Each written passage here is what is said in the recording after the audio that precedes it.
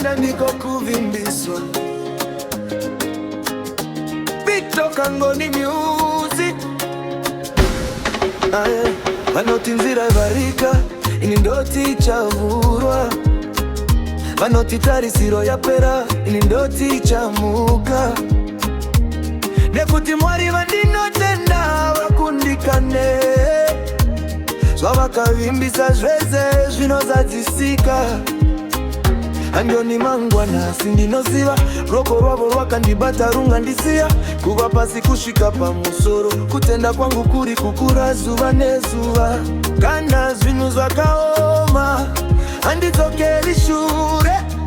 Jesu ndivo dombo rinomira nokuzimba peri. Kutenda, kutenda handiregi kufamba. Kunyange ndisingaoni Mwari vari pamberi pangu. Kutenda, kutenda ndinoramba ndakamira. Jesu ndiye simba, ndiye anondisimudza.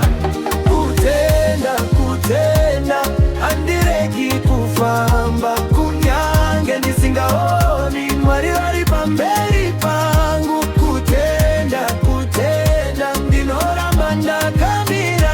Jesu ndiye simba, ndiye anondisimudza. Bhaibhuru ndiyo testimony. Kutenda uchapupu hwezvisingaonekwi. Ndinofamba nekutenda kwete nekutya. Mwari vari kunditungamirira nzira. Kana mafungu akasimuka andinyure. Kana mhepo ikavhuvhuta andipe. Nekuti ndinoziva Mwari wangu vapenyu. Vanondisimudza pese pandinowa. Kana zvinhu zvakaoma handidzokeri shure. Jesu ndivo dombo rinomira nokuzina peri. Kutenda, kutenda handiregi kufamba. Kunyange ndisingaoni Mwari vari pamberi pangu. Kutenda, kutenda ndinoramba ndakamira. Jesu ndiye simba, ndiye anondisimudza. Kutenda, kutenda handiregi kufamba. Kunyange ndisingaoni Mwari vari pamberi pangu. Kutenda, kutenda ndinoramba ndakamira.